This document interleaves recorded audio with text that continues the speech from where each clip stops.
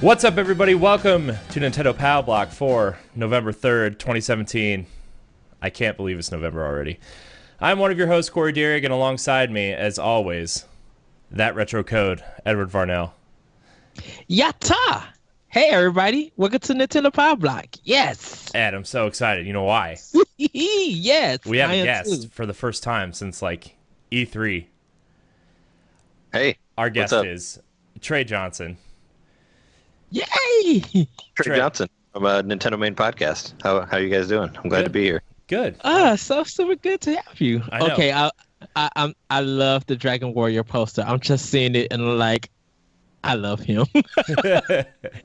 See my your shirt too. Yes. Don't worry. If you have anything Ed remotely likes, he's gonna ask you to marry him. So it's so. That is true. Trey, before we get started in all this craziness, why don't you tell everybody where they can find you and where you're from, what you're doing on the internet, all that kind of stuff. Sure. I do a couple podcasts. My main podcast is Nintendomain Podcast. You can find that at nintendomainpodcast.com. We have a website, and you can also find it on iTunes or any other place that sells podcasts and such. I do YouTube videos at YouTube/FingMater. I also have a Twitch channel, twitch.tv/Nintendomain Podcast, where I do new Switch gameplays every Thursday and retro gameplays on Sunday. I've been doing horror games lately. I just did Eternal Darkness last Sunday, and I did Killer 7 before that. Nice. I just got More Fight, which is that first-person shooter No Man's Sky type thing that came out for Switch. So I'll probably do a stream of that later after I'm done recording this. So just try to record a lot of stuff that I'm playing, and I did Super Mario Odyssey last week, of course, for the new Switch game. But yes, nice. But stuff like that, and I'm pretty much, I've been a Nintendo fan my whole life, so I mostly stay towards those systems. But I own a PS4. I don't play it a whole lot, but I've been playing a lot of Switch, obviously, because it's pretty hot right now. And I live in Chicago. My co-hosts live in Spain and Los Angeles. So you're only an hour away from me. Where are you at? I'm in North Chicago. Oh, close nice. to Waukegan. Yeah. Well, I'm in Logan Square. So. Oh, nice. Yeah. Wow. Small world. Do you ever go to the the Midwest Gaming Classic? Have you ever been I there? want to go back. I've been to one a couple of years ago before I even met Corey. And I want to go back. I'm trying to go back next year. I know it's in March. I went this year and I went last year, and it's a blast. And they're actually upgrading it now. It's not in the hotel anymore. It's in this giant center thing downtown. So it's gonna be awesome. So I'll be there. We'll be there for sure. So Is this still in Madison, Wisconsin? Milwaukee. Oh, they moved it to Milwaukee. Okay. See, yeah, the one that I went to, it was in Madison, Wisconsin. Oh, okay. Yeah, I went. Yeah, like I said, I went to the first one last year. I went there because Retronauts was there. I just wanted. Yeah. And they were there this year as well. I think they go there every year, or at least for the past two that I've done. But it's a lot of fun. It's I'm super into old games and stuff like that. I probably buy a new retro game, at least one or two a week. It's kind of stupid, but I just ordered Doom on Game Boy Advance for $20 for 1 and 2. If you Nice. So I kind of. Yeah, I spend way too much money there, but it's a lot of fun. I think I bought a Sega Genesis when I was there because I never actually owned one. So yeah, I'm probably going to try to go this year. I need to find out where at and what dates, and probably get a hotel. So yeah, I haven't gotten a hotel yet, but I keep telling myself that I should, just because they just announced the dates. It's I think it's the second weekend of April. Oh, cool. That's probably about the week of my birthday. I could go. I could take that weekend off and go up there. For sure. Let me find the exact. Yeah, it's the 14th, 15th, and 6th. Or no, the 13th through the 15th. That's the 15th. Okay, yeah, that could be my birthday weekend, because if the 10th is probably going to be a weekday that I work, and that weekend I'll take off for it. Yes. Yeah, but it's totally fun. You should come up, and we'll stay in touch, and we get to see each other and all that. Yes. Nice. But cool. Is that Did you guys need more for my backstory, or do you want me to? I don't know. You know what? If you want to keep going, you just keep going. If not, you can just we can talk about games we've been playing if you want. Okay. Yeah, no, go into that. Well, Sure. Trey, since you're the guest, you're gonna go first. Okay. I think we've all been pretty much playing the same thing, but Yeah, well, I was going to say the number one game that I've been playing is the same game that you guys have been playing, right? It's that what is that? That Space Bears game that was like $3. No, not yeah. that one. Yeah, Super Mario Odyssey. Space Bears. I remember that. I was clicking through the eShop like what's on sale, and it was like $3.49 or something. I'm like, I don't remember the actual name of it, but it's pretty ridiculous. But yeah, no, of course I've been playing Super Mario Odyssey. I'm sure you guys have made it through the main game, right? Not yet. not yet. I've been.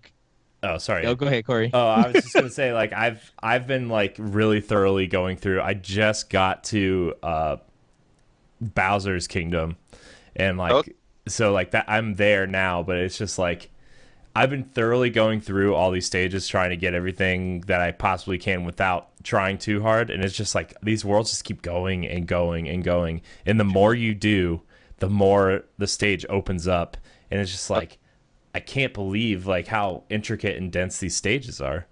Oh yeah, no, I really wanted to get to the end game because we just recorded our Odyssey episode last night, so I wanted to get to see the second half of the game. So I just I didn't necessarily blow through it, but Tuesday night I did. I was just like, I just want to get through the end so I can see what comes after that.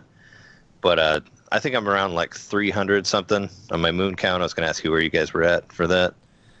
I think I'm at 82 because I actually just fought Bowser for the first time with his hat and punching. That was a good That was fight. a cool fight. That was yeah. And so right now I'm in the Lost Jungle where he knocked me at. So that's where I'm at. So you got a lot to go, like for the regular story then. Yeah. Let's see. I have like 180 something moons, I think. So I'm a little bit farther than Ed, but like I know the game really opens up after you beat Bowser, which is why I kind of stopped going around to each kingdom trying to get through everything and just going straight to Bowser because I want everything to open up. And like I know more kingdoms open up after you fight Bowser and stuff. Actually, like I don't want to spoil anything, but there's a really cool fight before you get to Bowser's kingdom that's like was super unexpected and really cool. So like Bowser as a friend. We're just gonna throw it out there. And yeah, that was awesome. Yeah, it was really cool. So like I'm really enjoying Odyssey. Like there's a point in the game where I was like, okay, this feels a lot like Mario. I don't know if it's gonna be in my game of the year discussion. It feels a lot like a 3D Mario game, and Ed knows this. I really like the new Super Mario Brothers games, and I really like Mario 3D World. Just because each stage has like one thing to achieve and then you can collect the coins afterwards. But there's this point in the game where I just started realizing like, oh my gosh, this game, the things this game does and things it does well and the things that change while you're playing the game kind of is like, okay, I get it now. Like this is why I loved Super Mario 64. There's certain areas where like there's paintings in the world, and you can either take a picture of them because it's a hint to get a moon in an earlier stage or whatever, or there's like paintings that you can warp through and go to a different stage, and it actually takes you to a different kingdom, a back entrance to another kingdom, and there's usually a moon waiting there for you. And I'm like, yeah, this is really clever. This is really smart. And a lot of the capture designs were like, at first, like this isn't a spoiler, it's in the thing, but like when you capture that T-Rex, like I'm like, okay, this is funny, this is cool, but like it doesn't really have any real kind of gameplay mechanics, at least from what I see, except for to break these blocks open to get to the next area. But yeah, he's like a giant superstar. Pretty much. And then, but you get to the Luncheon Kingdom, and you're like capturing the Hammer Brothers, but they're not Hammer Brothers. They're spatula throwers, and like you capture the flames that you can go through the purple goo that's all around, and it's just like, how do they think of all this? Like it's like Zelda where like everything is placed in the world for a specific reason, and it takes a minute to realize that, but like okay, this like in the Luncheon Kingdom, this formation is formed a specific way because it's really a puzzle to get to a moon, or you know what I mean? It's just like it's crazy. They would probably have a lot of board meetings where it's like, this time let's be the giant flame ball, that you've seen in Mario for so long. I feel like that's probably where a lot of this started, right? Where it's like, what if we could become the bad guys, or what if we could be the enemies that we fought for so long? Yeah. And work around that. I mean, yeah. I don't want to say anything more. Yeah, and it's just really smart design. Man. One thing I do want to say is not spoiler. Well, it sort of is, but you can get to some of the levels that you're not supposed to get to till after the game through those portals. Yeah. Yeah. So you should search for that, because I did find one early before I beat the game by finding one of those painting portal things. So it's pretty cool. It's so weird. A lot of people are now treating this game almost like Devil May Cry, like DMC with the jumping. It surprises me on just that little hat mechanic, how people could get to different areas using it. So they could. Oh, go ahead, Trey. Oh, I just said sure. I was just agreeing with you. Go ahead. Yeah, I'm just like, how are you guys using the jump, the wall jump, and the hat, and the camera, and sometimes the camera, just like it looks like they're jumping on the TV screen to get up, and it's just like, how y'all doing this? This is like Killer Instinct gameplay. Yeah. Oh, sure. I mean, they've had stuff like that since Super Mario 64. Like, I remember watching really tiny videos of people like getting to the castle without having 120 stars, like back in the 90s, on fucking N64.com. Is it all right to cuss? I'm sorry. Yeah. But it is or it isn't? No, it is. You can say whatever you want. It's fine. Okay. I didn't ask earlier, but if you guys ever were on IGN back when it was called N64.com, they used to have the really tiny videos, QuickTime videos or whatever. Anyway, I watched a video of somebody jumping up the castle, like that same sort of insane, like what you were talking about. And a lot of the controls, the moves that you have has stayed the same. So yeah, with the hack mechanic too, you can do all sorts of crazy stuff on there. Yeah, it's really cool. I'm enjoying it. The more I play, the more I'm finding enjoyment out of it, I think. I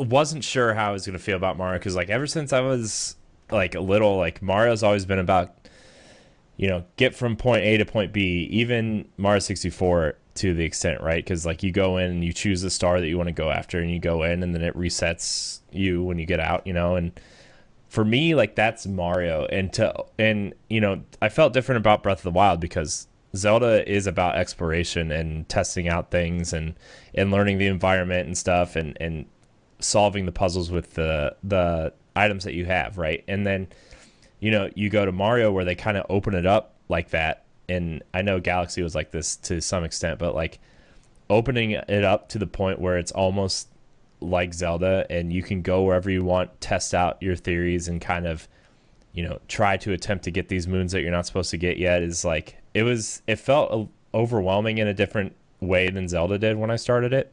Mm-hmm. But once you kind of settle down and learn what the worlds are trying to do and what the game's trying to do, man, this is one of the there's a reason why it's rated one of the highest games of all time. It's just fantastic. It's good, yeah. Yeah, that's like two major things that I always felt like they should do with Mario. Like, number one, not restart the level every time you get a star. Like, that was something I always kind of wanted. And number two, infinite lives. Like, I always felt like that should be something that should have been done a long time ago. Mm-hmm. You really don't need to. I mean, I feel like that's tedious, just to hunt down lives, so you don't get a game over, because nothing doesn't really change that much, because it saves every time you get a star.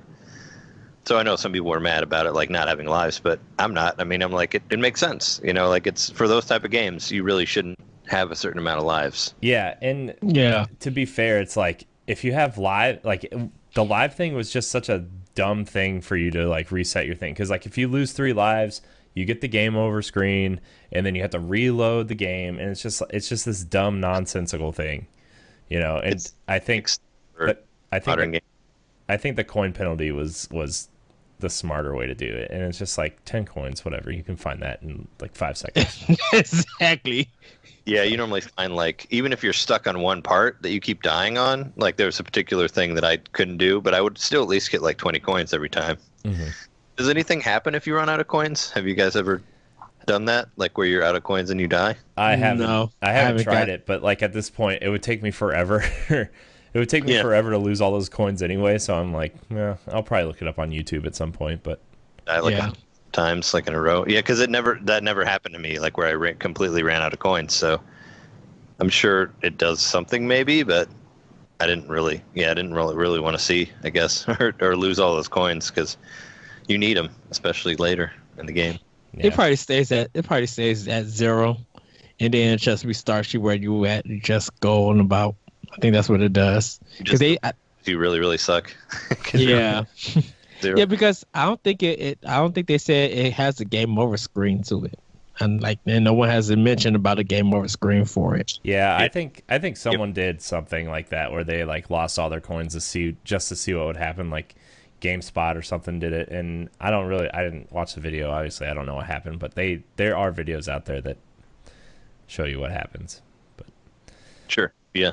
I figured somebody would have posted something about it by now. Yeah. Anybody been playing anything else entertaining besides Mario? So I guess I'll go. Y'all know the Celestial Elephant. I've been playing on Switch. Getting sorry everybody for my late post for that. It will be up, so you guys can check that review. Actually started Technomancer on Xbox One, and as good as it is, it's janky in a little bit of its combat. But its jankiness is due to one weapon over the other two. So when you use the bow, it kind of, you can't really control it. Where I think if you use the knife and gun, you have a better chance of attacking and hitting. And when you use the mace and shield, which is close combat, you have more being able to hit the enemies. But like the bow was kind of like, oh my goodness, this thing is like so weird. I think with the bow in that game, because like I know a lot of people haven't heard of Technomancer. It was like this really it feels like Mass Effect on a budget is what it feels like.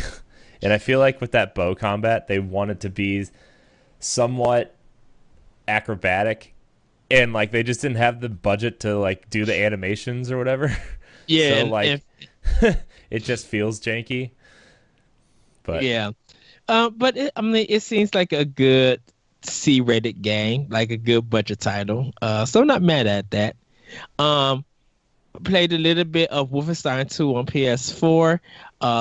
Kind of getting, still in the intro part, like BJ is out of the wheelchair at the point that I'm playing. The gunplay would be fine if you could actually know if you're being hit. Other than that, I think I'm waiting. I can't wait to get further along in the game, and not really caring about the racial tones or anything about it that they use. It's just like, oh, okay, you said the N-word. Oh, okay, you said Jew and all of this stuff. And for those who love animals, I will say this.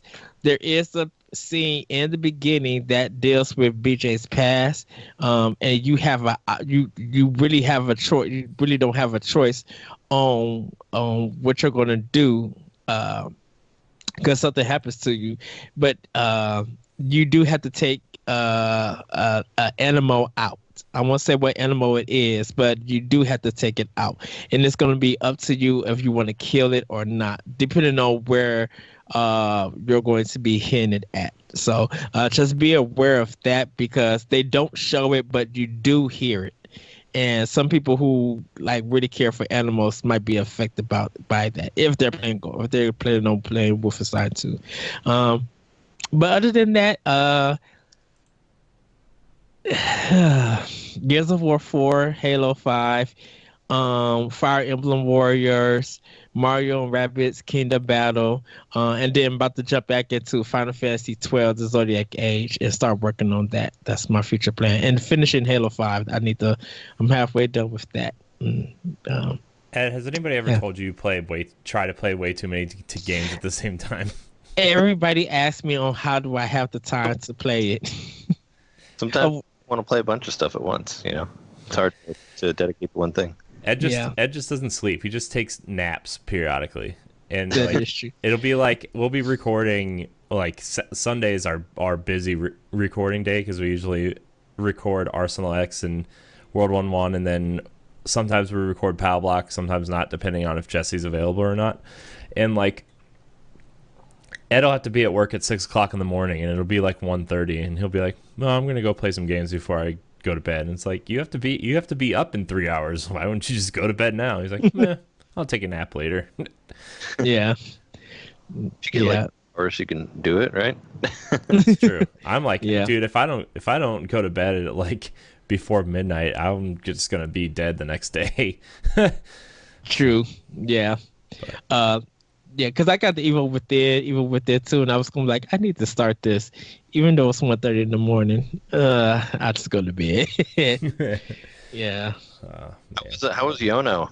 Like, I played a little bit of that game, the Social Elephants. It's really cool. It's more of a relaxing game. I felt it was kind of kiddie, I guess. Well, actually, the weird thing about it is kiddie, but you got to watch some of the language, because it says "damn" in it, and I'm like, so I got that far. yeah, and I'm just like, oh, they added the N in this one. Oh, okay. Oh, wow. So, like it, but it's a really cool game. Very chill. It's something, like if you get frustrated playing Cuphead, this is like a palate cleanser. That's the spectrum, right? Yeah. The two. One thing that really, this is like such a small thing, but it still bugs me. Like, why does Nintendo let people make games that don't use the Pro Controller? Like, that's what kind of ticks me off about Yono. The Pro Controller doesn't work on it. Like, why not? Think it's I think it's up to the indie developers on how they want to on what they want to incorporate, because don't forget they are on a budget compared to what a third party or even Nintendo or even a second party or something that's AA or AAA, where they could spend a lot of money incorporating that kind of mechanic. Indie developers don't really have that much time to incorporate that. I think they would have to push it back and probably have add more money to figure out how they'll incorporate it. Plus, sure. I think a lot of indie games, like, there's a lot of smaller games that didn't have Pro Controller support when the Switch launched, and then 2 or 3 weeks later they would patch it in because that's when they had the time to do it. Sure. So. Yeah. It's just the only one I know of that doesn't have it. And I did like a stream of Yono when it came out on Thursday, and it was like, I kind of freaked out because the Pro Controller didn't work, and I'm like, okay. And then I had to like pull the system off and pull the Joy-Cons off and all that. I'm just not used to it because it's like, even like Golf Story or like Stardew, like a lot of those other indie stuff, they work fine with it. This is just the one that didn't. It just kind of caught me off guard, I guess. Hopefully they patch it later. It's just if you play, like I play most everything on the Pro Controller. If I have it on the TV, it's just kind of like a burden, because if you don't know that and you bought the game and you basically go to select the game, you're stuck in the game. You can't get out. You have to like pull your Switch off the handle and go to menu like that, because you just get stuck in the game, like if you're just holding the Pro Controller. So, with me, like the Joy-Cons are fine. I am getting the Xenoblade Chronicles X controller. Xenoblade 2 controller. I keep saying Chronicles X.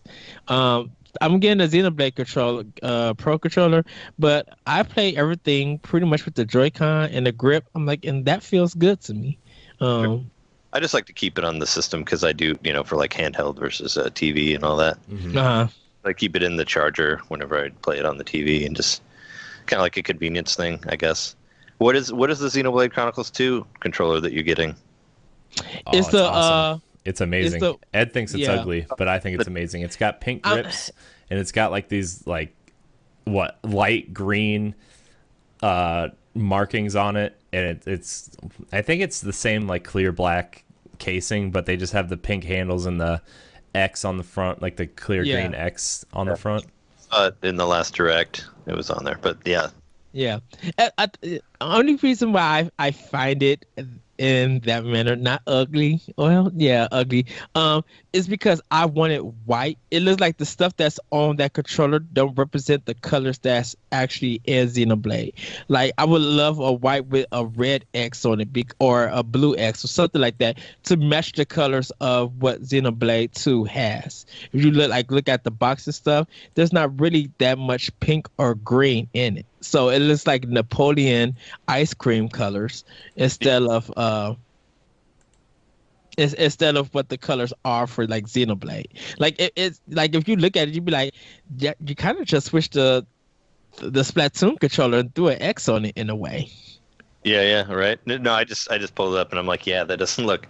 When I see that, I'm not like, Xenoblade controller. I keep forgetting that game comes out like this year. Like it's just been such an insane year for the Switch. Yeah, me and Corey's getting the collector's item, and I'm paying mine off like next Friday.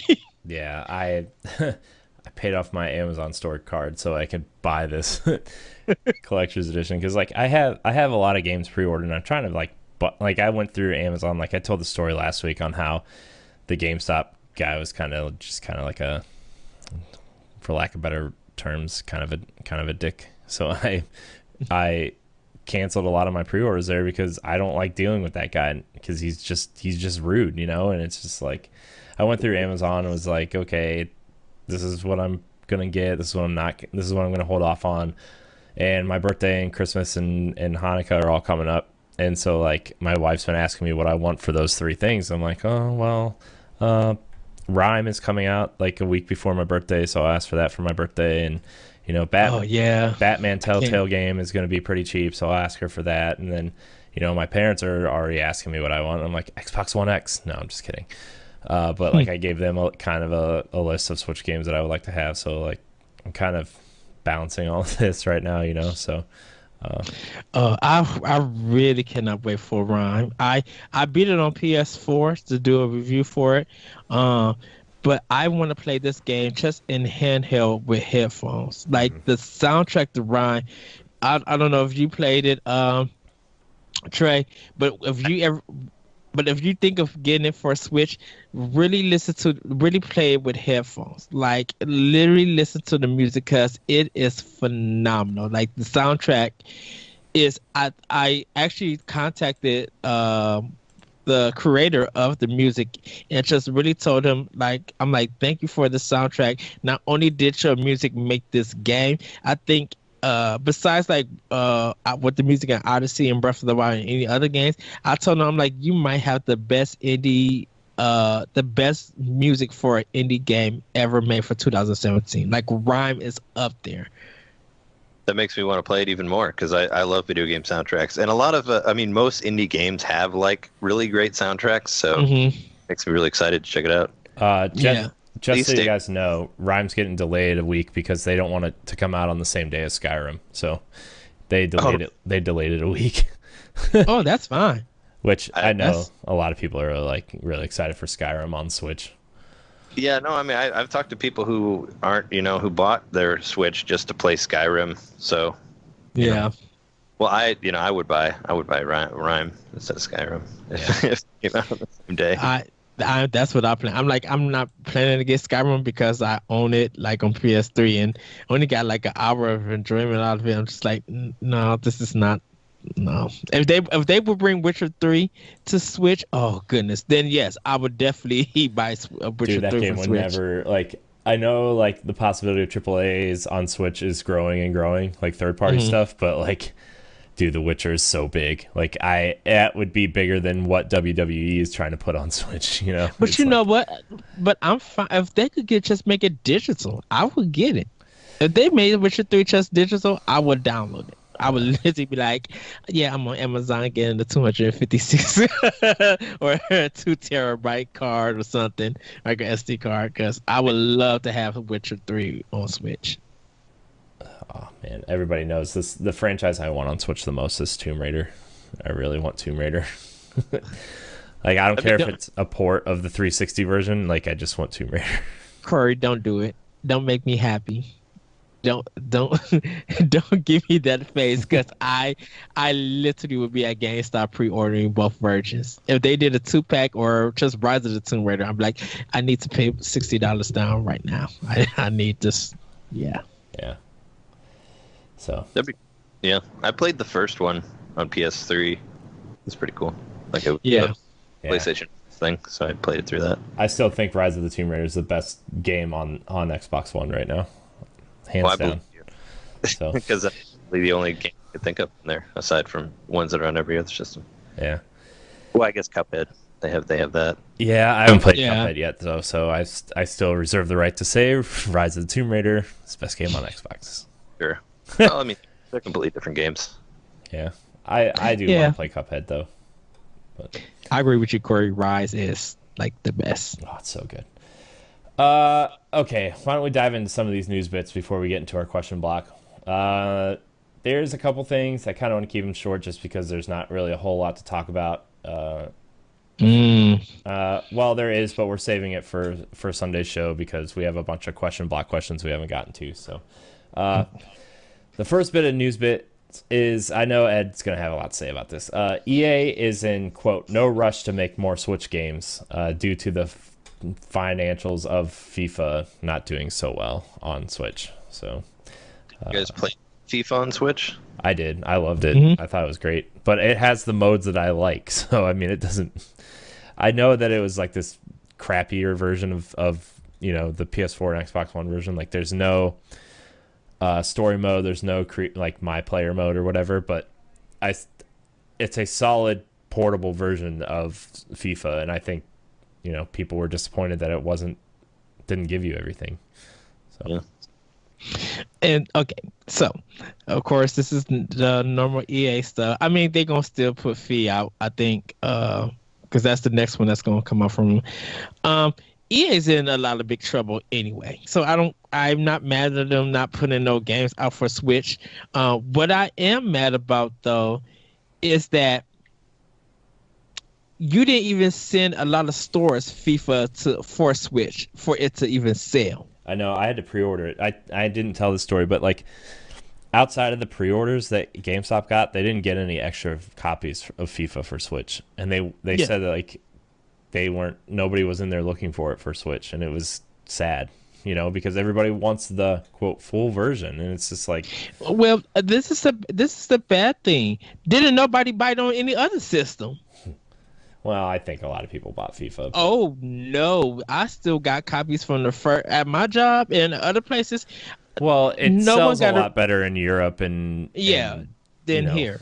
Yeah, so like, guess when FIFA 6, that new FIFA is not going to sell until next year, until next March. That's when somehow FIFA picks up. It don't even sell well during Christmas at times. Yeah. So having nobody really bought it for PS4, having nobody really bought it for Xbox One, these gold editions that come out for the other two systems, nobody haven't bought. So I think right now EA needs to actually worry about to see if Battlefront 2 is going to sell because of what they did to Visceral. You need to worry about if the future games that's going to come from your company is going to sell. Don't worry about Switch because everybody's going to be buying everything else on Switch and enjoying that. The official story from Eurogamer on FIFA sales. FIFA 18 physical launch sales down 25% from last year.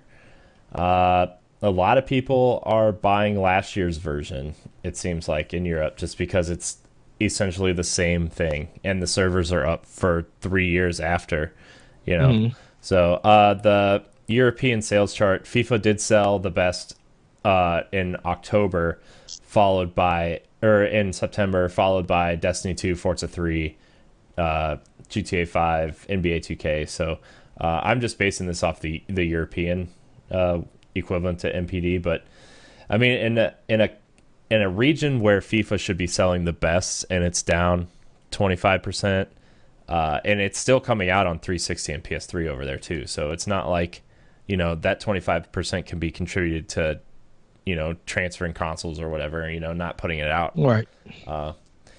It's interesting because a lot of people are also moving to Pro Evolution, even though it doesn't have every major club or whatever. It's still, Yeah, everybody said that one it plays better than FIFA. Mm-hmm. So. So, and yeah, that's why I'm just like, well, we already seen what you presented at E3, so you don't have really nothing for Switch. Well, of course, we're not getting Anthem. You're not giving us Need for Speed Payback. You're not putting That surprises Madden on me. it. Need for Speed, like out of all of EA's properties that they're putting out, Need for Speed kind of surprised me because Switch doesn't really have a racing game besides Mario Kart. You know, they're getting Gear Club. Yeah, they have that Gear game. That Gear Club looks good. It looks pretty good. It looks like a solid sim racer that's not Forza, right? I mean, if you only have a Switch, like Gear Club looks pretty solid. Surprised they didn't put Madden on there. I mean, Madden was on Wii U and DS when it came out, so it's like that should be the one to go to, I guess. I would think. That's what me and my friend Brian were talking about last night. We were like, he's not a Nintendo fan like at all. Like we've talked about this hundreds of times on the show. Like he makes fun of Nintendo every time he gets, and he's like, the Switch is the best console I think I've ever bought. And he bought NBA 2K and FIFA on Switch, and he's buying the wrestling game on Switch because he's like, why wouldn't I buy it here? I can take it with me. I can play in bed. I can play on my 70-inch TV or whatever. Like he's like, why wouldn't I play it here? He's like, yeah, the graphics aren't as good, but it's so convenient. It's so convenient. And we were talking about Madden because we both haven't bought Madden since, I don't know, forever. Like we used to buy it every year like clockwork, and we haven't bought it forever. He's like, imagine if we could just play Madden on Switch, how much we would buy Madden again. And it's like, yeah, it's true. And it's like, it's not that like, you know, Madden is such a good football game, but at the same time, it's like, we both are adults now. We both have lives outside of games. Well, I do at least, but like, you know, it's just like, if I could play Madden in handheld mode, if I could play my franchise mode while me and my wife are watching a show on Netflix or something, if I could just do little incremental things, you know, and that's why I think our Switch is going to be a great RPG machine in the near future. You know, I could grind out levels. It's the same thing with sports where I could grind out a game or two in my franchise. I don't have to play online. You know, I think play it as a real football game while you rating during the halftime and stuff. Mm-hmm. Like you can play it on Sunday while you're watching the NFL. Yeah, right. That's what I'm saying. Like it's I don't know. Whatever. It's weird. Like we have a question, and I put it specifically here instead of in our question block because I think this is relevant, more relevant to the EA with Switch games. COD fan FF writes in a lot from Twitter. Writes in, do you think the EA stuff will affect Switch sales at all? No. I don't think it's going to affect Switch sales. I think, you know, once more people get Switches in their hand and realize, you know, the same thing that, you know, we were just talking about where me and my friend bought 2K on Switch because it's convenient. Like, I think in the long run, if people start getting Switches as their quote-unquote handheld device to complement their PS4 or Xbox One, I think a lot of people are going to realize the convenience of the Switch and say, man, I wish this game was over here. Or at least, you know, a lot of people I know double dipped on 2K and was like, okay, we're going to play on PS4, but I also want to play my character on Switch. So I think, if anything, EA is such a hard thing to tackle because they're not in trouble, right? They have games that sell well. They have properties that will make them money while they're trying to transition out of this, you know, quote unquote single player thing into the games with service thing. You know, they have Battlefront 2, they have Battlefield, they have sports, they have, you know, presumably Anthem's going to do well for them. It's just, I think a lot of people are just mad because they're not doing, especially with the Star Wars stuff, they're not doing what people expect to see from Star Wars. EA doesn't have no star power. EA is not important. Right now in this modern generation, EA is not important like it was back in the 16-bit days. Madden used to be a really big seller, and it's not. Now it's not. Their sports games, it might do good during the holiday when they go on sale, but a lot of people are not talking about Madden. A lot of people are not talking about FIFA. People don't even know that NBA Live 18 came out. Yeah. Madden sales this year are down 18% too.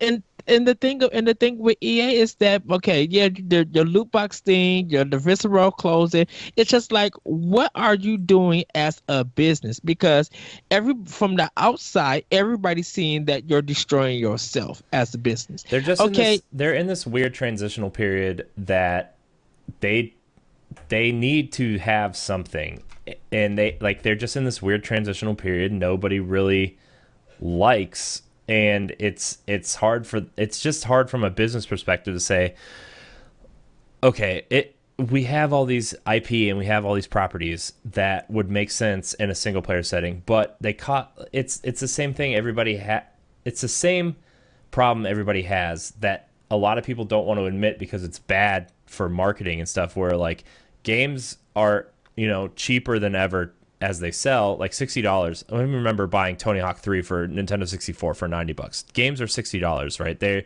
cheaper than ever to buy if you through inflation and whatever, but they cost more than ever to make because of 4K textures, because of animation, because we got to spec it for this PC, these consoles.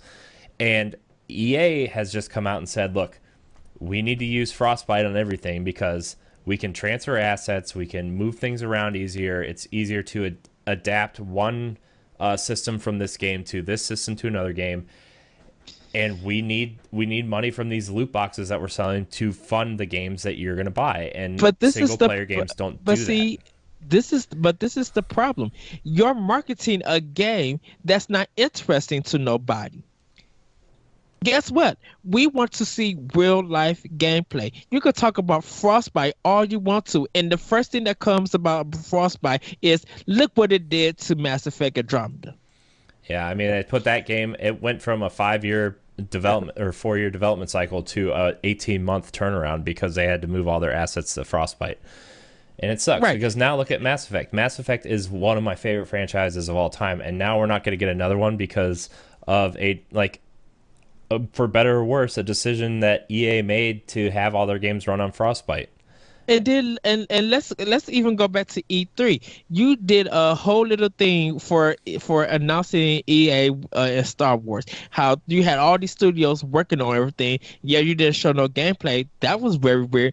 To showing some beta testing, or if that was it, from this year's E3. But you just hyped it last year. So what have you been doing as a company with this franchise, with this Frostbite engine, for the games that you want to bring out? As great as Anthem looks like, if that is that how it's going to look like in a real game when it comes out? Yeah. Because the thing about it is that you did this to Mass Effect Andromeda, where you showed us some pre-roll, and then you get the game, and it doesn't look like that. Yeah. So EA making a game for Nintendo, or they're not making games for Nintendo.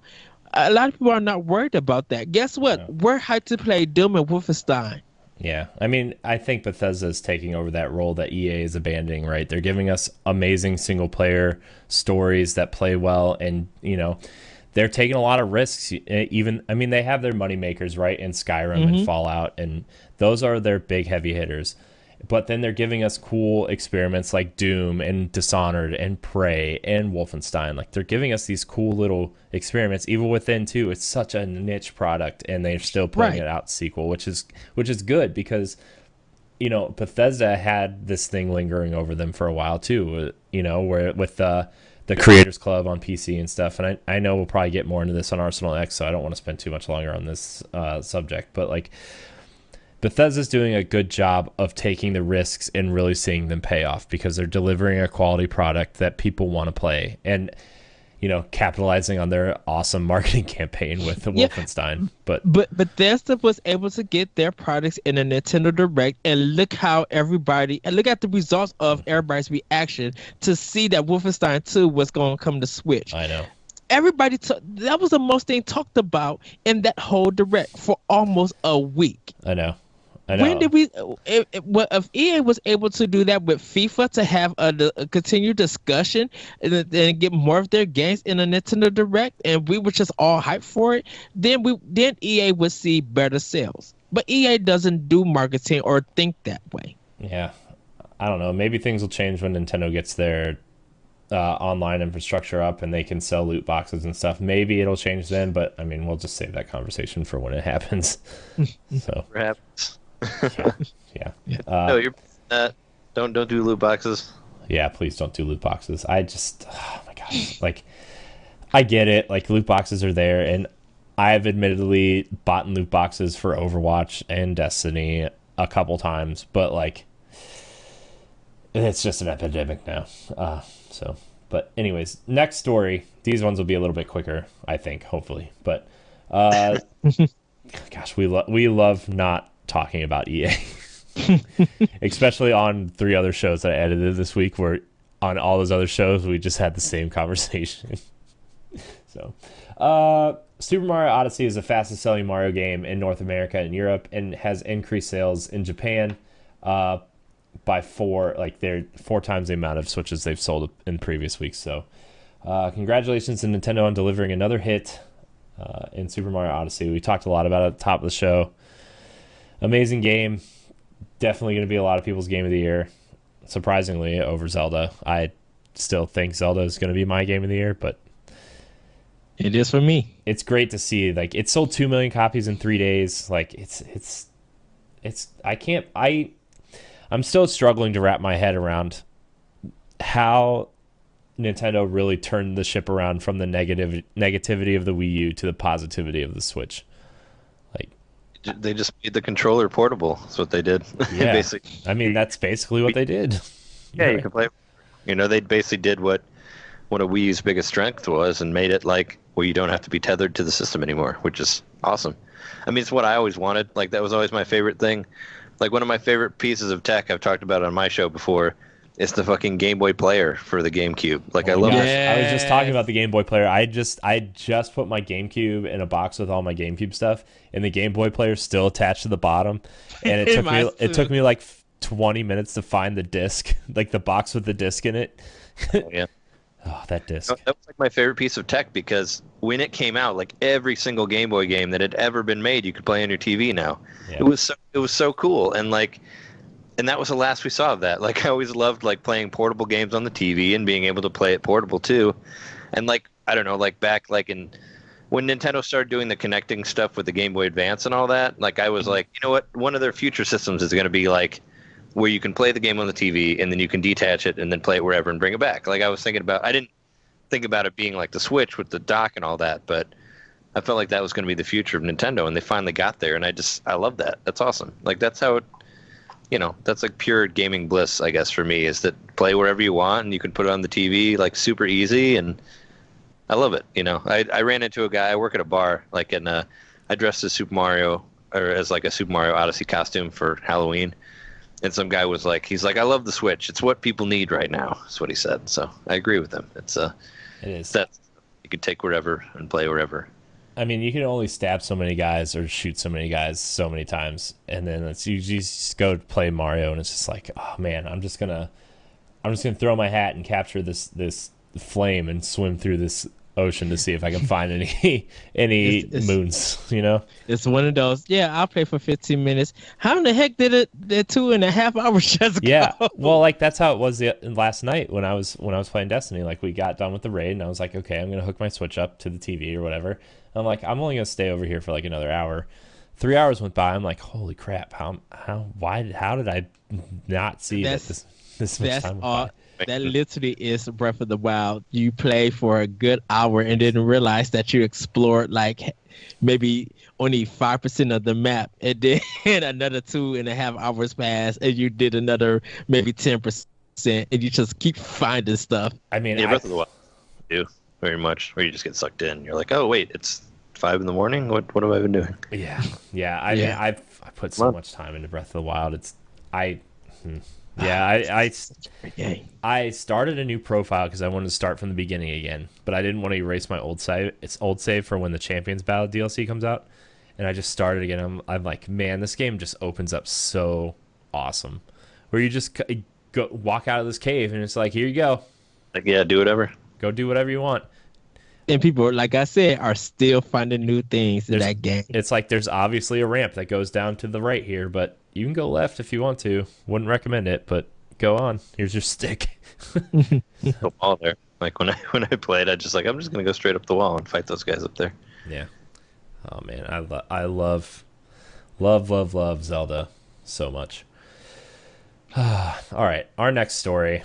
Speaking of Zelda, 2 Zelda bundles have been announced. The Zelda 2DS bundle and the Breath of the Wild Explorers Edition have been announced. Yes. Forgot about Zelda. Now that Mario's out, they're like, hey, yeah, a weird like green doorstop looking 2DS. Here, get it. Yeah, funny. Still making those. I know. I actually just over the summer I replaced my 3DS with a new 2DS XL, and it's probably the best decision I ever made. I actually am charging my 3DS or my 2DS right now so I can play some Fire Emblem. Because I've got the itch to play Fire Emblem again. And like I like Fire Emblem Warriors enough, but like it's not really Fire Emblem. And it's just like I need something to scratch that Fire Emblem itch. And I've been trying to play through Awakening again. Yes. So love that game. Still think Fates is better, but Awakening is great too. Lucina is the best Fire Emblem character, but Fire Emblem Fates is a better game to me personally. What about Echoes, Shadows of Valencia? Like, how does that compare? I need to start that. I haven't got it. I got it, but I haven't started it yet. I liked it. I didn't finish it. I liked it, but I don't really care for the dungeon crawling stuff. Oh, I thought that part was cool. Where you run around and like run into fights and stuff. Yeah, I don't know. It's just like it wasn't what I was in the mood for. Like when I'm in the mood for Fire Emblem, that's not what I was in the mood for. I don't know. It's weird. I appreciate what they tried to do with it. It just maybe I'll revisit it next year or early next year or whatever after I get through all these ridiculous games and after I get through Xenoblade. But take a while. Yeah, I know. Gosh, just don't remind me how long Xenoblade's going to take. Although I have put 230 hours into Zelda, so what am I? Yeah, I was gonna say I never made it through Xenoblade 1 or Xenoblade X, so but I'm so close. So they're so good. I need to do the same for both games. The first one of Xenoblades. Yeah. I played about 40 hours. Like I have the Wii version and I played like 40 hours, and it's weird because I got the 3DS version and I got to about the exact same place and I stopped at the exact same place in the game just because other things were happening. I was like, I should really get back to that.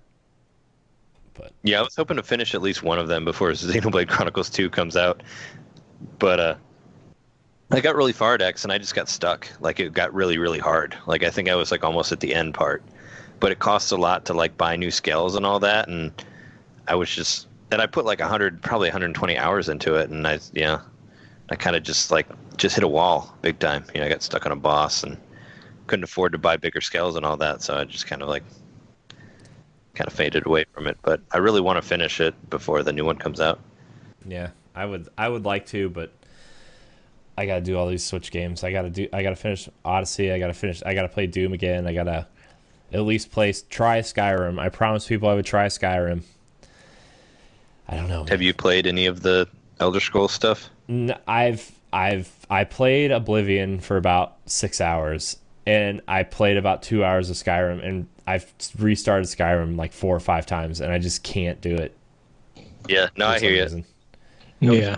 Don't kick me off the show, but I bought Oblivion for cheap, and I tried really hard to like it, and I fucking hate that game so much. Like it feels like a broken piece of shit, to tell you the truth. Like I didn't like the combat felt really weird and broken, and I played it for like 10 hours one day, and I didn't feel like it did anything, and I'm like, this game is a piece of trash, and I ended up giving it away to my brother-in-law. Trey, I have hatred towards Elder Scrolls and all that ever since. We have pizza, cupcakes, and drinks. You may join us. Join us. I'm always afraid to say shit against Skyrim because I never actually played Skyrim, but don't be. When I read, it has the same problems that Oblivion did, so I'm like, well, it's that Bethesda open world engine jank. It's just, I mean, Fallout has the same issues. Yeah, like it's just that engine. It's not like, I mean, it kind of is their fault for not fixing the engine, but it's not like the developer's fault that they have to work on this engine that they refuse to fix. And I think games like Metal Gear and The Witcher and Horizon now, like, I think they see these games and we're like, oh crap, we're in real trouble if we don't fix our engine for the next game, you know. But Well, especially like Breath of the Wild, like that worked so well. You know, like they kind of really made them look bad in that area too. So I don't know.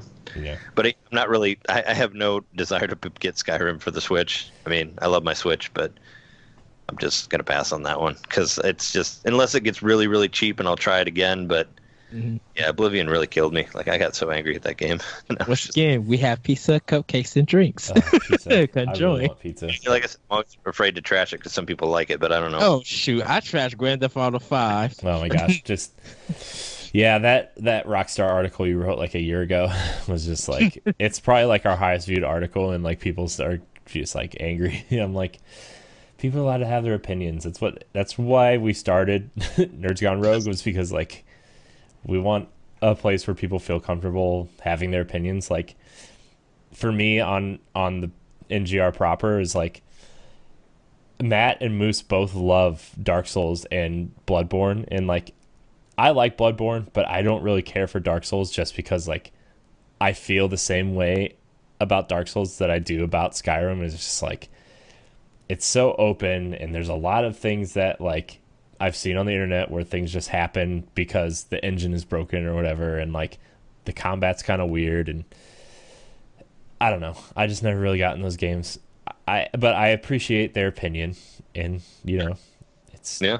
But Yes. oh boy. Okay, so the Zelda Explorers bundle comes with a map and a bunch of other things. It comes in a big cool box. I wonder if they just had a bunch of collector's edition boxes left over, and they're just like, we need to fill it with something. Pretty much, yeah. And I think I'm gonna go ahead and buy this one. I mean, they sold a lot of Breath of the Wild already, but they're like, we could always sell more, you know? Plus, they need a big, fancy reminder that is like, Mario's not the only game of the year contender. You need another big box to go with that Mario bundle you just bought. So. Oh, yeah, definitely. Yeah, it's like, oh, yeah, don't forget. I always figured it's just like, don't forget about Zelda. It's cool. It's still there, you know? Yeah. Zelda's amazing. Oh, no, all I want to do is play Zelda. I still need to finish the Master Trials. I've gotten through 2 of the 3 sections. Of the sword? Yeah. Yeah. I just haven't gone back to it since Mario came out. I started like a week before Mario came out, and I was like, I can get this done.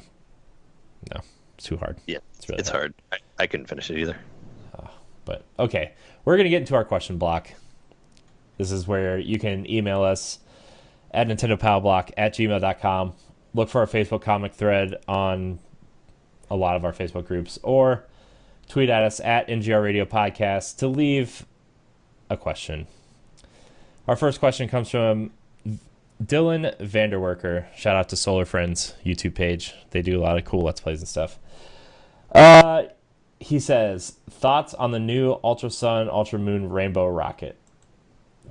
I don't really know what that means because I haven't played Pokemon in a while, but it's well, I looked into the article that you guys sent me, and it's basically bringing back the Team Rocket from like Red and Blue is what it looks like, and Giovanni, like that gangster dude, he's coming back as well.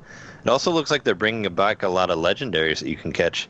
I mean, this is like their last. I mean, it's like the last 3DS Pokemon, right? So they're just like have all of it. You know, like I saw like Rashiram and like Seacrom and all that were in there from like Black and White, and like the dinosaur and the giant fish thing from Sapphire and Ruby were like catchable. Like it looks like it looks like they're just like, hey, this is our big last hurrah, so we're just gonna do a bunch of crazy shit and bring back the original villains. So that's cool. I never finished Sun and Moon, so I'm kind of like not really that quick to buy the new one, but this having Team Rocket on there makes it a little more interesting to me, I guess. You know, I'm like, oh, cool. Yeah, anything that has anything to do with Red and Blue specifically, I'll be like, I might check it out. I don't know yet. It's that weird situation where like I wish it was on Switch. It's that situation. Yeah, well, give it a couple of years, right? I mean, from the direct where the guy was just at the desk and he's like, oh yeah, we'll start working on it now. So you know, what? Get it 2020. Yeah. Oh man, I think Nintendo's going to try everything in their power to get it on Switch next holiday, though. Even if I have to like hire people for the Pokemon Company to do that. I'd be really impressed if they do, but I would, if I was betting on it, I would guess 2019, probably 2019 at least. You know, yeah, that'd be a big year too, because honestly, Metroid Prime 4 will probably be 2019. So like, Yeah, I was if you thinking, get, like, isn't that one of your? I think that was one of your questions too. It was like, what's going on next year? Because I'm wondering that too. Because this year was such a solid year that it's like, what do we have for 2018? Well, like they say, some of their lower tier games that you didn't expect to get Switch release. I think they're getting that. I think they've done their research and development, so I think they got the gameplay and the graphics and what they want, and I think they'll start rolling that out for next year, showcasing it. So I think there's going to be. Me and Corey's been talking about what's the next Nintendo Direct, and I think there's hopefully they hint at some of those games for next year, but if not, we'll see what's going to come in spring for those games. yeah, I like for 2019. I think even if they skip a year of Pokemon or port something, or do virtual console of some sort, like I think 2019, if they really want to hit that holiday and they're like, okay, we have Pokemon, Metroid Prime, and like maybe one other solid title, maybe we'll get Bayonetta 3 by then. Oh, please do.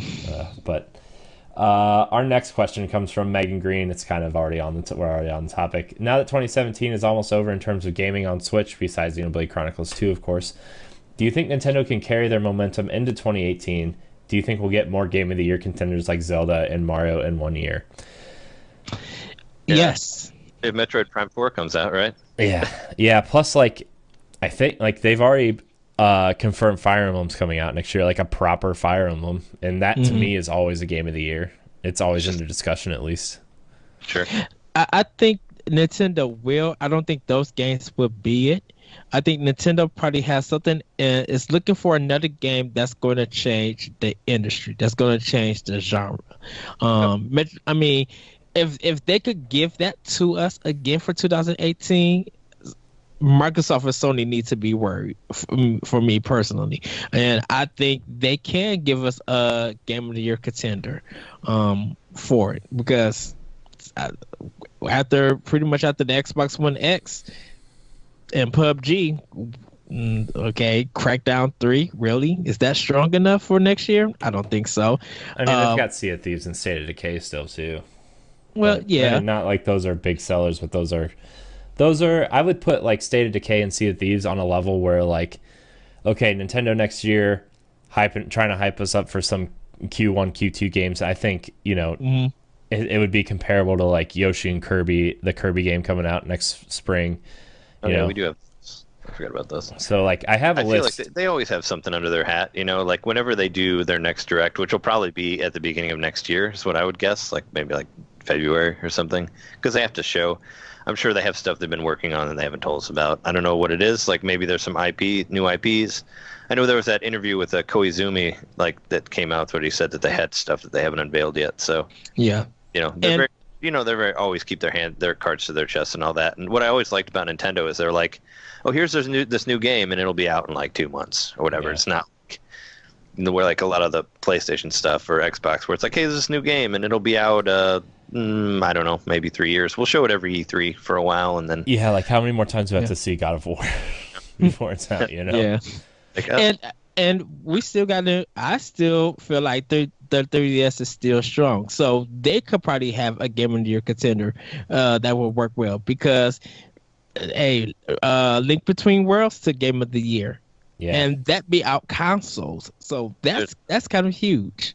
Yeah. Speaking of my love for Dragon Quest, we still have Dragon Quest 11 hasn't come out yet. Oh, yeah, and I heard that game is so wonderful. I have a list of games for Switch that are coming out next year. At least, if not confirmed, they're still rumored. Like, we have The Lost Sphere from Square. We have Yoshi for Nintendo Switch. We have Fire Emblem for Nintendo Switch. We have Kirby Star Allies. We have a Project Octopath Traveler.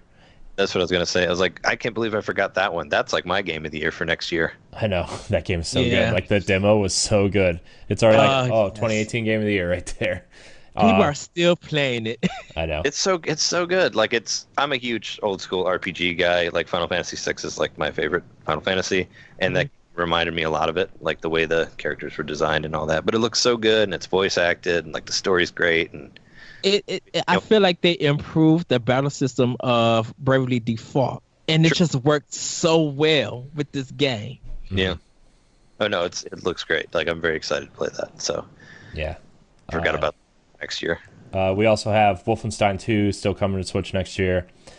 Dragon Quest Heroes 1 and 2 still rumored to be ported over here. Monster Hunter Double Cross rumored to be ported, and Dragon Quest 11 rumored to be localized next year for Switch. And we don't even know what's for fall and holiday yet. So Nintendo got some goodies in their bag. And heck, well, maybe we might get the new next handheld at E3 next year. Who knows? Speaking of next fall, a friend of mine, Daniel Rains, wrote in. What do you think about the rumors of the new Donkey Kong for Switch? He actually has two questions, so we'll answer that one first. I would like to see Donkey Kong 2D platformer for Switch, honestly. Like I wouldn't mind Tropical Freeze 2 or whatever. Yeah, I was gonna say, do you think it would just be Tropical Freeze again for like the Wii U, like do a deluxe version, or would it be like Donkey Kong Country Returns 3? Do you think retro, or do you think the Metroid guys are working on it, or I know that they haven't done anything for a long time. I think Donkey Kong's being done by a quote unquote B tier studio from Nintendo, and I think Retro's going to show their new IP at E3 next year. Yeah, that's my guess. After like the past two E3s, and I haven't seen anything. They must be working on something. I think they been getting things ready because I think after Tropical Freeze they took a break and we're trying to focus, get their game right. They're building a new HD engine that is running off of the Metroid engine, like the Metroid Prime engine. So like, my big thing is I think they're gonna make a first-person shooter exclusive to Switch, is what I'm thinking. Like, I mean, not like a first-person shooter in the sense of like Halo or anything, but I think it's gonna be an exploratory kind of thing, kind of like Metroid Prime, but not as Metroidy, I guess you would say. Well, I think they probably been going to Japan and getting approval about stuff, and I'm sure. I think that's probably been taking time, because this is an American studio, working for a Japanese company. As for Donkey Kong, I think they're ready to return to like the 64, the 3D world. But who wants to collect 47 different colors of bananas? But who's gonna make it? We don't know yet. That's the thing about it. I say if they go back to 2D, I literally won't wait for it to touch it. I won't wait for it to touch Donkey Kong game. But those were the best ones, actually. But collecting all those weird, all the purple colored coins in Odyssey actually did kind of remind me a little bit of collecting 100 bananas with each character in Donkey Kong 64. Not in a good way, but yeah, I disagree. I don't think that they should return to the 3D Donkey Kong. Well, returns in Tropical Freeze were so good. Well, Freeze did so well for like an early Wii U game, and it's a great game. Like I played the crap. It's really good, and yeah. But they're probably want to explore to see what they can do with it, because it's been. I mean, Donkey Kong being as a 3D game has only had one game made out of it. Everything else has been 2D or has been arcade style. So they probably want to try to see if they can capture an open world game with Donkey Kong. We don't know what it's going to be. We don't know who's working on it. Maybe it might be a new young team that's making that game, and they probably have ideas for it. We just don't know yet, and who knows? They might even hire some old Rare people to make something like that. It is Nintendo, and they would try to incorporate new ideas. Yeah, Federation Force didn't work, but at least they tried something. No, they tried at the wrong time though for that one. I mean, I did like that game, but they should have like done Samus Returns first and then do Federation Force, and people would have been a little bit more accepting of it, instead of just regular Metroid.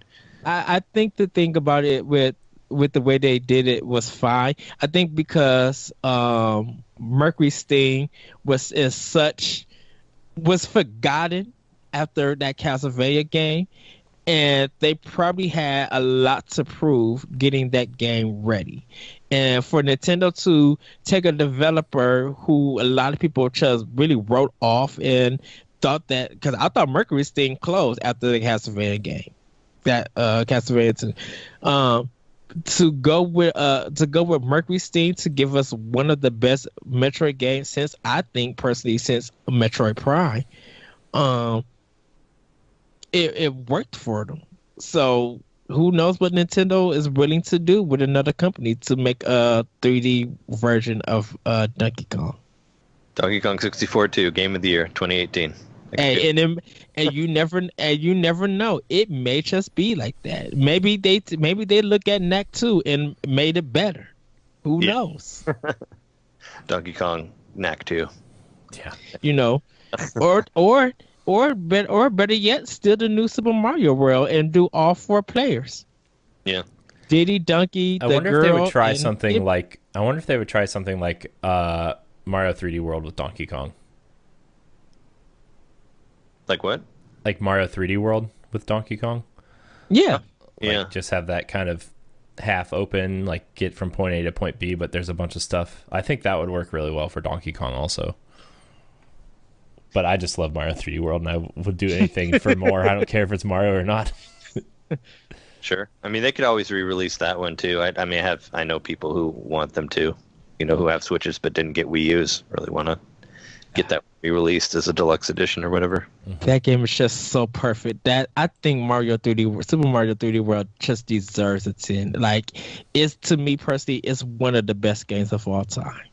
Did you ever beat like all the levels? Like, I got all the way to the very end, those crazy hard ones. And not yet, because I had to move around and play some other games. Nintendo was just throwing just like great titles at the time. I'm just like, I can't finish this game, but I am gonna return it to it. I am going to finish it because I was getting everything. I was trying to 100% that game on. I would not move to the next world till I got everything in that world, in that land. It gets really hard at the end there, so it could end friendships, like if you're playing 2-player or 4-player or whatever. Yeah, I play a single player. Don't nobody play with me. Do not jump in the game with me. I would get upset. Be like, no, you are ruining my game time. Sure.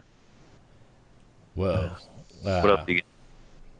Sorry, I was just reading this article. There's breaking news. There's a rumor that Game Informer has been at Rocksteady, and they're going to reveal the Superman game on their cover, and will be coming to all 3 major platforms. Superman game? Yeah. Like a Superman 64 Deluxe Edition? I hope so. That'd be awesome. Oh, man, I hope they have Kryptonite Fog. Yeah, right? Jeez. Or those... flying through those rings was always really fun. Yeah, Oh, goodness. Jeez. All right, we're going to move on to the last question. Sorry, that was pretty intriguing. Superman game, though? I mean, yeah. I don't like Superman, but that's interesting that they're sticking with the superhero, and it's not Batman. Oh, like you're saying Rocksteady's gonna do it? Yeah, probably. Yeah. That'd be interesting. I think the best Superman game ever made was like the Lego Batman 2 DC Superheroes. Mm-hmm. It's probably Superman game. There was a arcade Superman, a 2-player one that I remember that was good. There was. Well, there's the Death and Return and the Death and Return of Superman on Super Nintendo. I thought was pretty cool.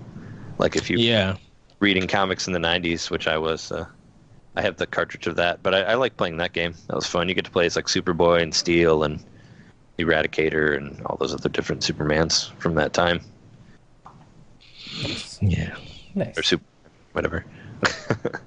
The second question from this original question was, what game or franchise do you want most on Switch? We always talk about this. I know we mention do. it. We do. I want everything. Trey, we're gonna let you answer this one because me and Corey, guys, check past episodes. We have answered this to the death. Yeah, so about Trey, probably about the last half hour of every episode the last 4 months. Just go ahead and listen to.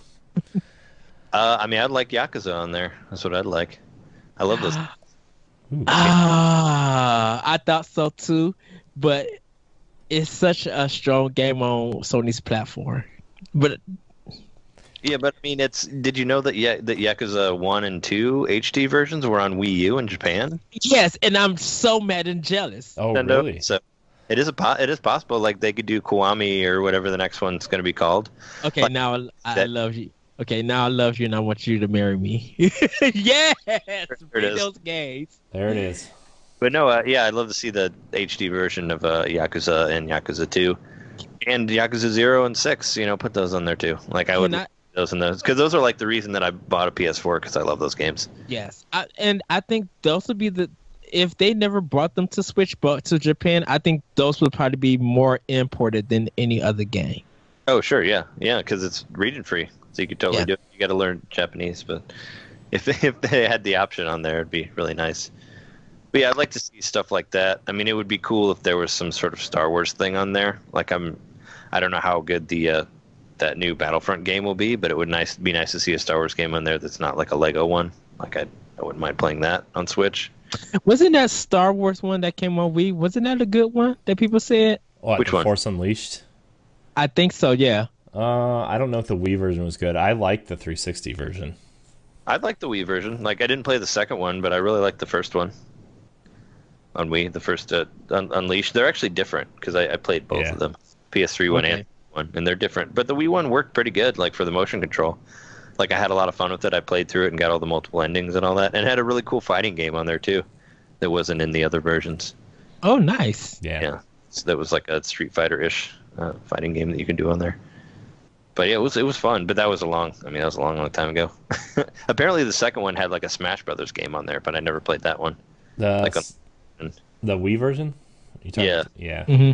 The Unleashed 2 had like a Smash Brothers game as an extra, like a multiplayer fighter as well. That was more like Smash Brothers. So that'd be cool. A Star Wars Smash game. That'd be cool.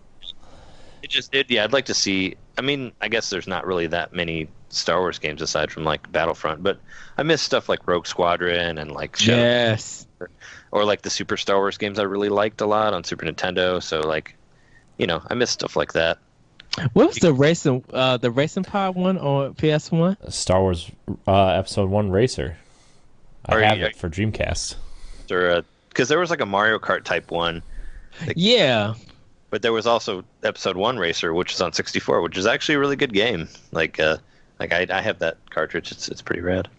Yeah, I would like to see an HD version of that come to Switch, like that game we made. Yeah, or they're going to return to an Episode 1 game. Yeah, making money on the non-prequels. I don't know. There's a rumor that Last Jedi is going to have pod racing in it. So, well, I mean, it has Korgs in it, so who knows?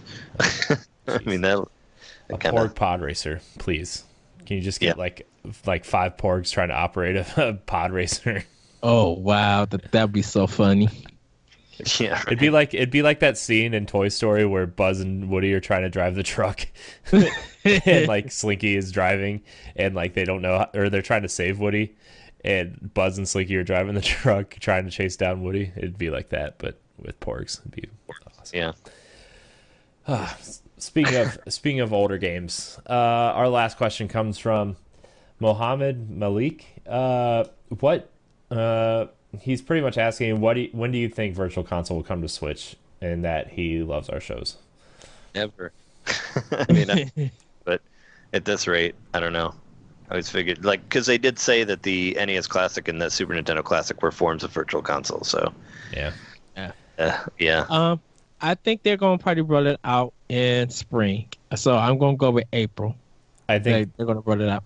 I think they're going to roll it out when they roll out their paid subscription program. And then they want it, I think, whatever their service is, like the NES, they already told us about those NES games. Like, I don't know. I wonder what it's going to be like.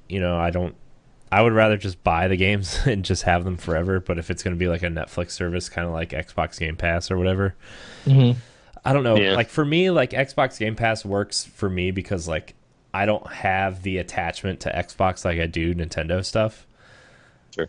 But if I could just buy the Nintendo games and have them stored on my system and just play them whenever I wanted, like I would buy them again. I know they're trying to set up a system where maybe it would be similar to the Wii to Wii U, whatever, where you just get a discount or whatever. But and I wonder when Reggie said they got more in store, something that you wouldn't expect. I kind of wonder what that is. So we'll probably get a official Nintendo Direct for it for next year. Mm-hmm. Yeah, I mean, direct probably come late December, early January, probably. I think it depends. I mean, like that. I mean, they just kind of come out whenever they. I don't know. I guess I haven't seen a pattern to it, or I guess I haven't really looked either. But I expect to see one early next year sometime because it's not really. We don't really know what else is coming around. Yeah. Well, they I guess now like they do a direct for a particular game. Those are the random ones, but we always get a spring one. I think now we're getting like the indie reels with Dan Baker. Of course, we got E3, and then they'll sometimes roll a fall one out between September or October. And then they normally do another one for a particular game, like in the fall. So Xenoblade might get one, but they'll probably roll one out for what they'll do for next year. So we normally probably get like 6 to 8 directs per year. I think like the next direct. Sorry, Ed, I didn't mean to cut you off. No, you're fine. I was just gonna say like the next direct, I think will come either late November, early December, and it's gonna be all about Xenoblade and the Zelda DLC, like the release date for the Zelda DLC.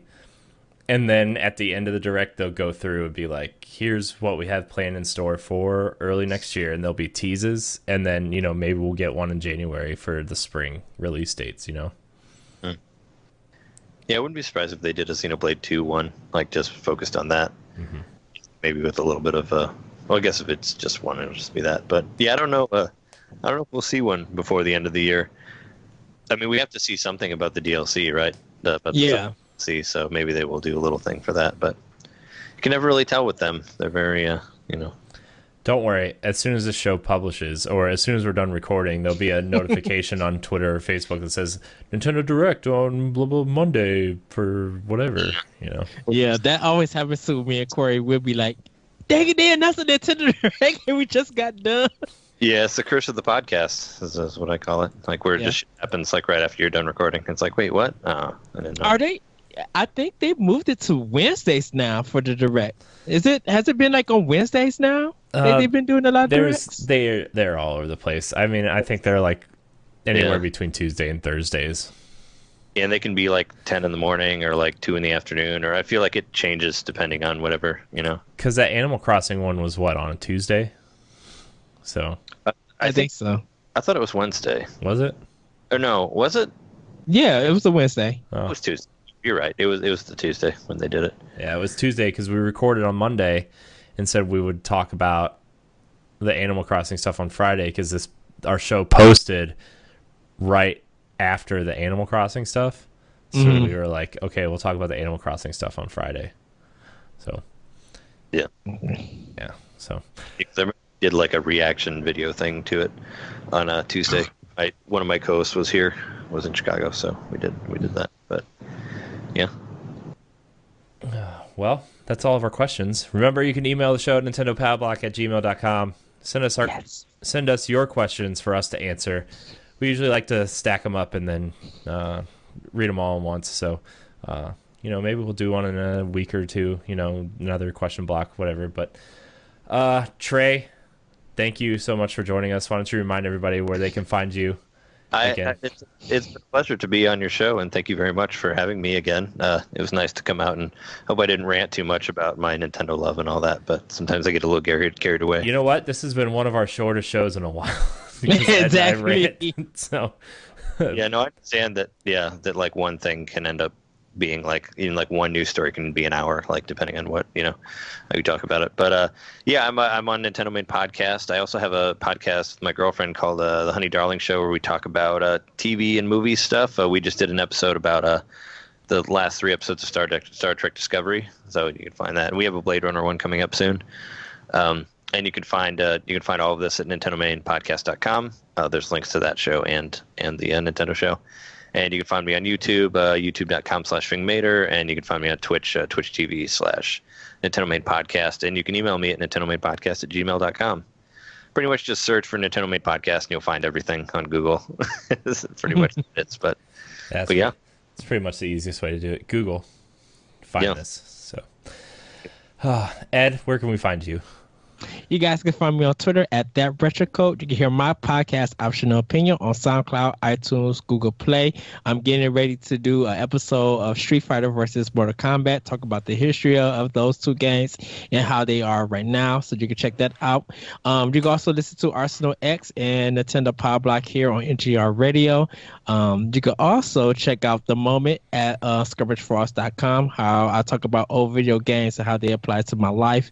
And check out Let's Learn on Twitch at The Lyrical One, where I teach about genres and games, so you guys can learn from that. Yes. Nice. And World 1 podcast also in NGR Radio. Yes. There's so much. Yes. So much. Oh, and we're still trying to play in the pod and play, everybody. I know. I know. I just got it, the whole setup back, so we are good to go whenever. Yes. But you can find me at Corey and HD on Instagram and Twitch, Corey and UHD on Twitter. You can find me on a number of shows on the Nerds Gone Rogue Network, Nerds Gone Rogue, World 1-1, all this stuff, Power Block, Arsenal X, not Nerds Gone Platinum. It's PlayStation dorks over there. Just do whatever they want. I was just on the episode. I know you were. I just edited it today. But yeah, find everything at ngrradio.com. Like, subscribe, and share to our YouTube page. If you're whatever podcast service you're listening to us on, rate us, comment, helps with discoverability, all that good stuff. Trey, thanks again so much for joining us. And until next time, we love you. Bye, everybody. Woohoo! Thanks for listening.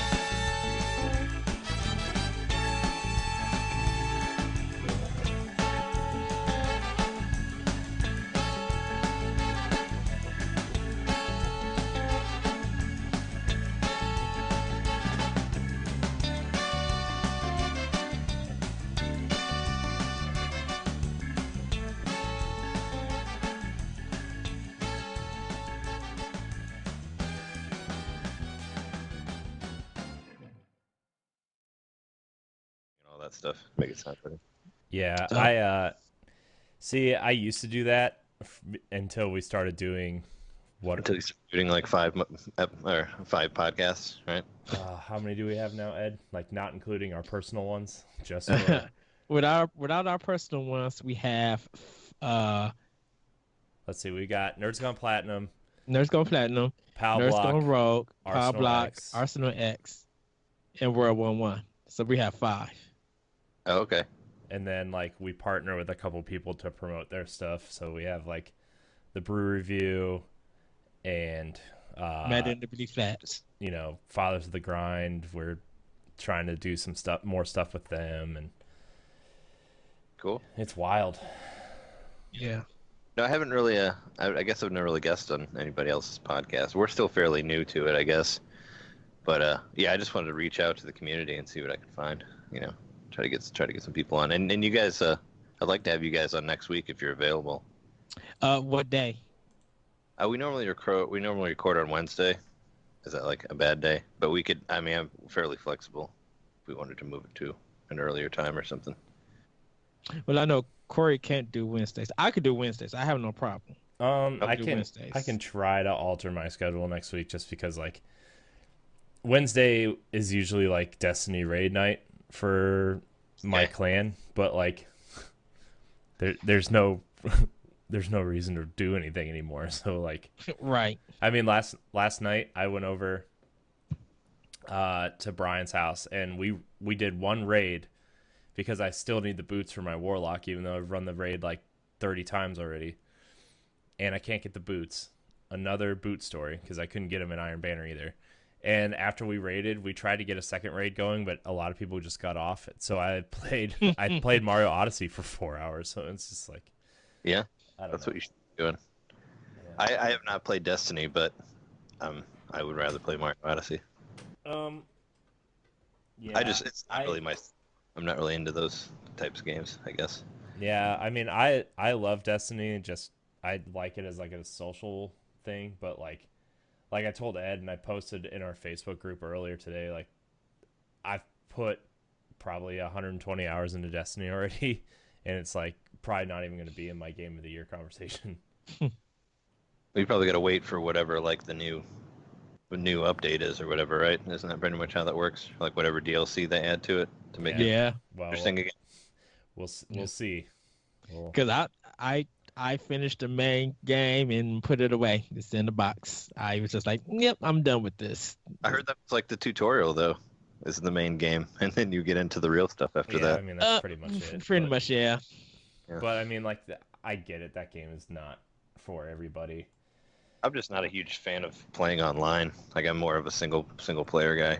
Well, Yeah. I did most of the game single player, and like the only two people that I played with was Corey and Jesse, and I think we did that for 2 missions, and that was it.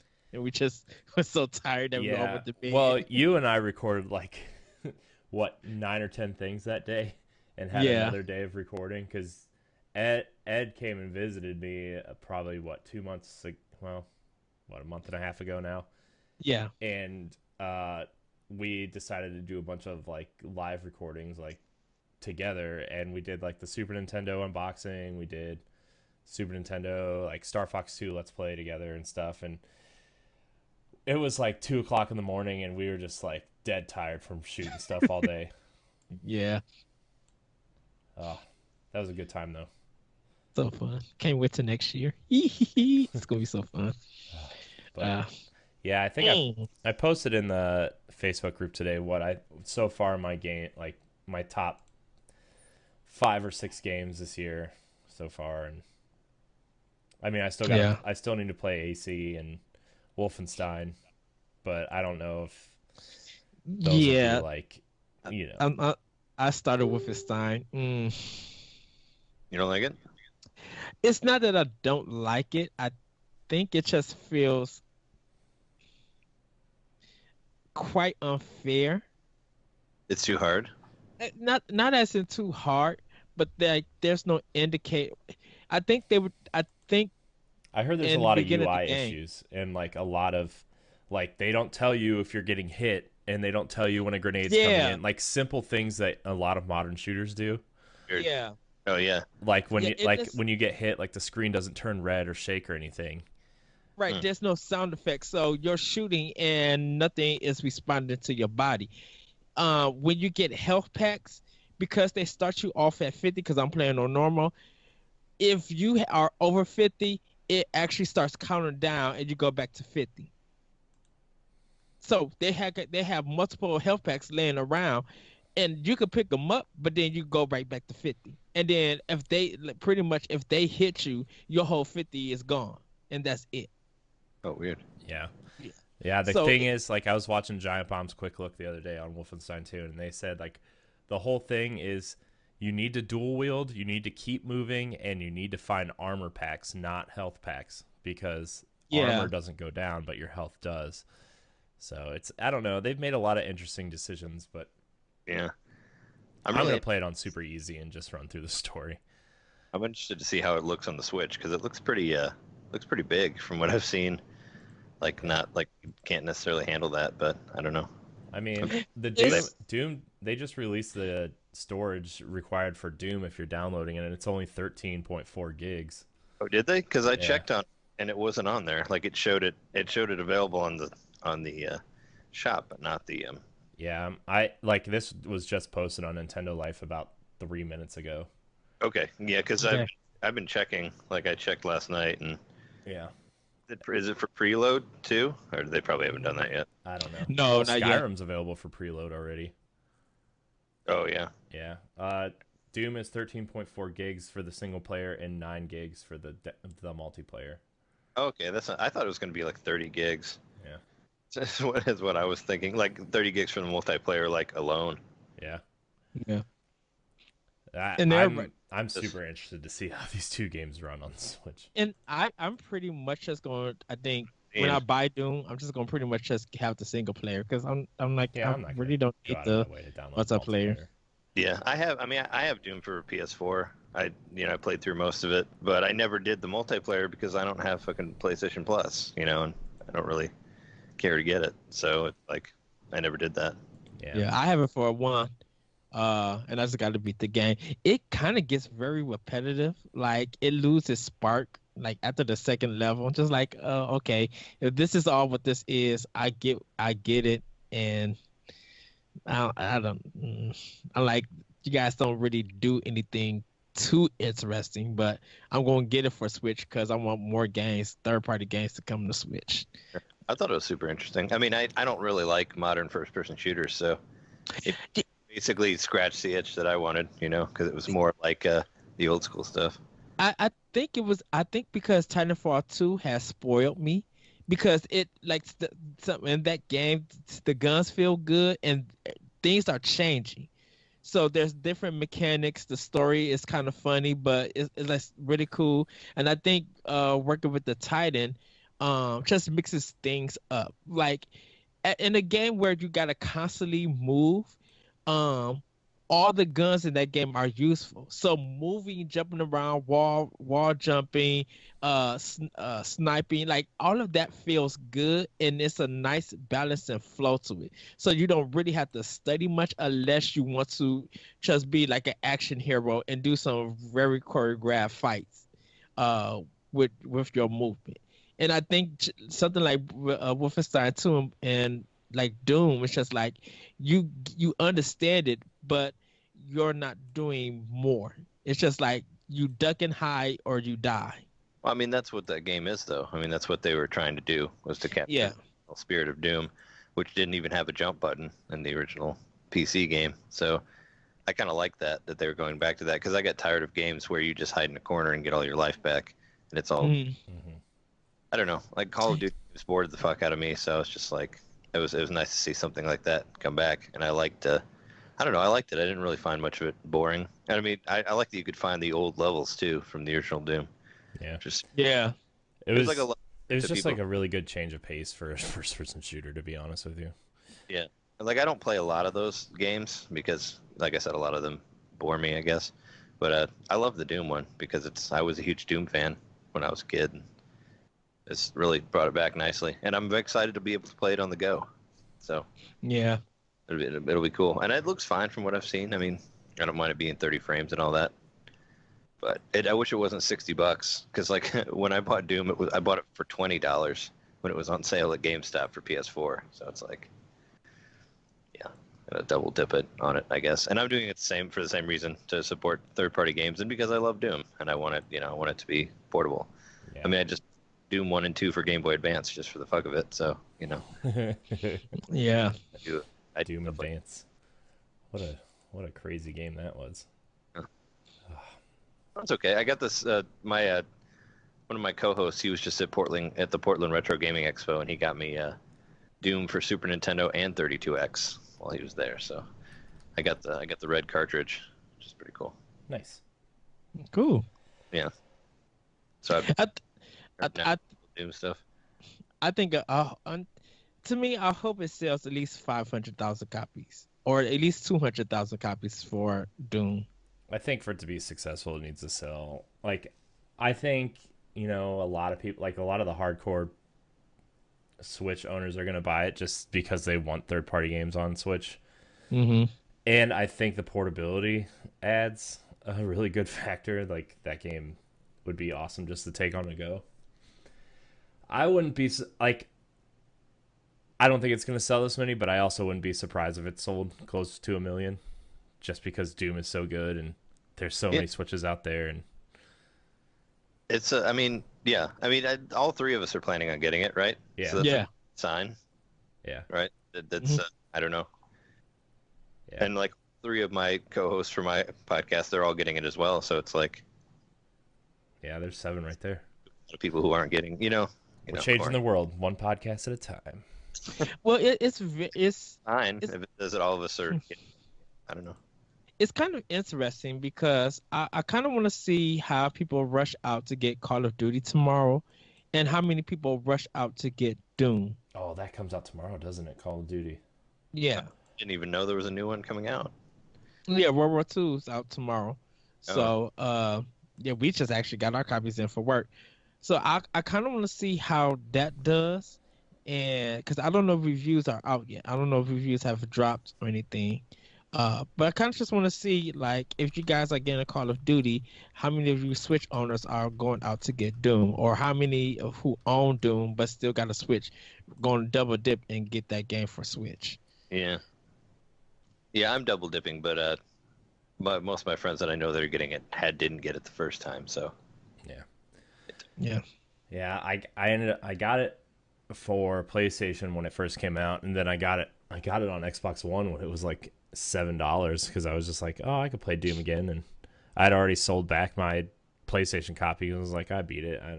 What am I gonna do with it? It's just gonna sit here. So I ended up buying it digitally on Xbox One for like $8. Nice. good. So, Yeah, that's a great deal. Yeah. I got mine for I think Black Friday for like $20 at like Best Buy. yeah. Well, like Yeah. Bethesda always puts their games on sale like every other week on one of the consoles. So it's like what did I get? I got both Wolfenstein games for like $9 because they bundled them together on Xbox One. So I got Wolfenstein New Order and Old Blood for $9. Yeah, I think there's a physical copy too. I think they released that. Yeah, it's $30. Oh, But like I would just wait because those games are on sale separately on Xbox all the time. I'm wondering. I hope people don't feel the same way about Doom on Switch, that they'll wait for it to go on sale. Yeah, because it won't. Well, um, I don't know. Well, I mean, I it might, but it I won't think ever people, drop to like $10. yeah, I think people are gonna go out and get it at full price because I, the love of cartridge is coming back, and people just like Yep. yeah. In the case, look for it. The new artwork for it looks good. Yeah. Is the cartridge red? It's not red, right? I don't It should. know. It Oh, should they be. should do that. That would be super cool. Like I said, the Super Nintendo one's red. They should do the Switch one red again and make it taste like blood when you lick it, Yeah. or like demon skin, whatever that tastes like. Did you record any of that? I thought that was a great Yeah, Doom. yeah, Station. it's all. I've been recording since we got on. I always do, just because like Great, sometimes yeah, 'cause it's a sometimes good after the show I put like bloopers or like pre-roll stuff out there just for people to listen to previous like pre-conversations or whatever. Sure. Yes. So, well, are we ready? Everybody ready? Okay. Man, Ed, it's been a while since we've had a guest on the show. Yes, I'm so happy. I think our last guest was Ray. Honestly, Yeah, it was. and Unless you that was the crossover with no, Jesse. I don't. Okay. No, because Jesse's going to be on our Tuesday shows now, so I don't really consider him a guest either. But all right, I'm going to start now.